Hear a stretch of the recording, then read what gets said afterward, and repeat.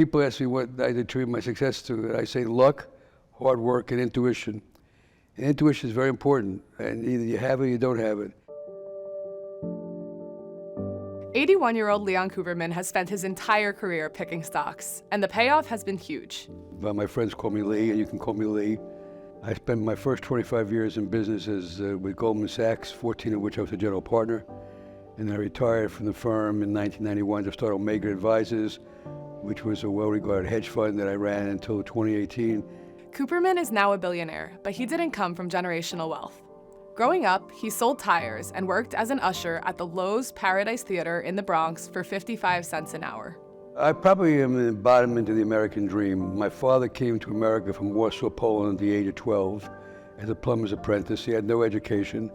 My father was a very hard worker, very disciplined, and I learned to work ethic from him. So I grew up in the Bronx in a tenement. If you want to know where I grew up, go get the movie Fort Apache, the Bronx, starring Paul Newman. And the opening scene is two kids throw a third kid off a 6-story roof of a building to his death. That's exactly where I grew up. I went to PS 75 in the South Bronx. I went to Morris High School in the Southeast Bronx. And I went to Hunter College, now called Lehman College in the West Bronx. Cooperman's educational path was a bit unorthodox. My major was chemistry, my minor was math and physics. And I finished off my major. And I enrolled in the University of Pennsylvania School of Dentistry in August of 1963. And after 8 days, I started to wonder if I was pushing myself in a direction I was fully committed. My dad, may rest in peace, was walking around telling everybody my son's a dentist. All my friends knew I was off to school, in dental school. And I went to the dean of the dental school and I said, look, I'd like to go back to undergraduate school, finish off my 4th year unencumbered by any commitments, and make a decision in fullness of time.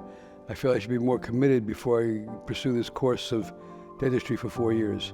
So I went back, had all electives available, and in my senior year I took 10 courses in economics, got 10 A's. I never looked back. I found it what interested me. I would tell the kids today, the only way to be successful is do what you love and love what you do. And I've made a lot of money doing what I love, so it's not work. He went on to get his MBA from Columbia Business School, where he graduated in 1967.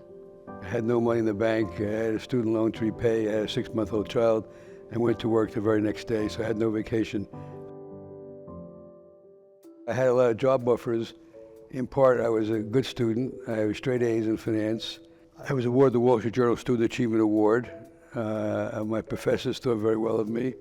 I knew what I wanted, so it was a very serious package. Cooperman was made a job offer by Robert Danforth, a partner at Goldman Sachs.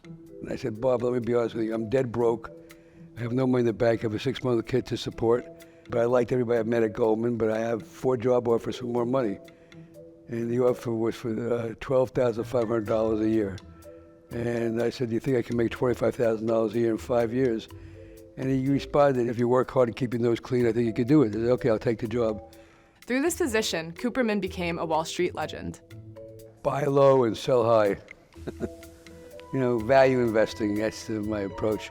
I don't know, I don't consider myself a legend. You know, when I worked at Goldman, I got up at 5:30 in the morning. I slept into New York City on the Erie Lackawanna Railroad. I worked very hard. I traveled 90 days a year around the world. And I guess if you live long enough, you become a legend. When I joined Goldman, I think they were earning $5 million a year. And when they made a partner, I know in 1976, they earned $40 million. The year I retired, they made $1.8 billion. I was there for the whole run. So the intuition of going with the people I liked rather than just for the money. When I left Goldman, I was worth about $100 million. I don't feel guilty about the wealth I've accumulated. I've accumulated honestly and through hard work. And I figured out there's only 4 things you can do with money. The first thing you can do with money is spend it on yourself, but I'm not a sports enthusiast, but not an art collector. And my income exceeded what I needed. Second thing you do with money is give all your money to kids, but if you have a lot of money, giving all your money to kids is a mistake because you deprive them of self-achievement. Third thing you can do with money, give it to the government. Only a schnook gives the government money. You don't have to. You pay your taxes.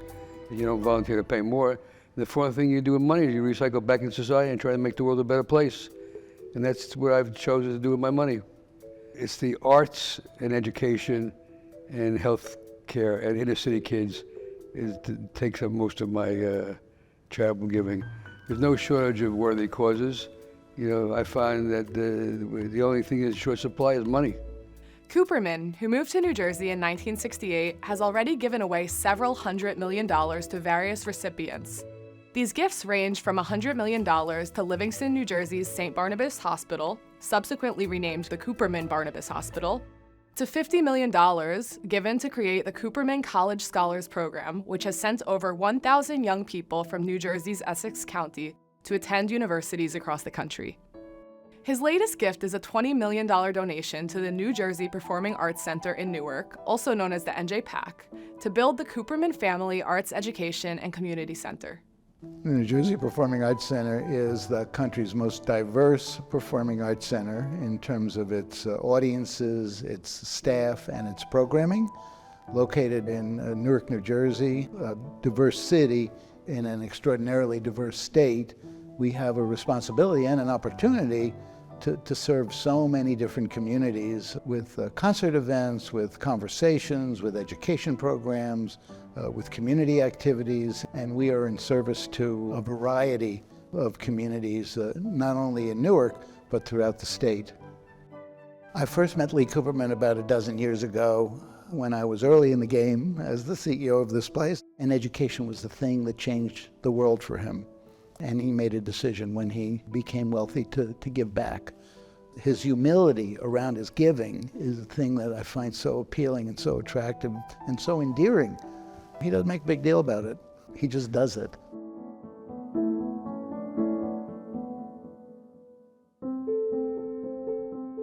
We spend about $7 million a year on education programs, community engagement programs, and arts and well-being initiatives.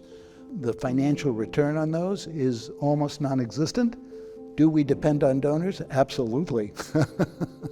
So we can't survive without philanthropy. We wouldn't be able to be in service to community the way we are.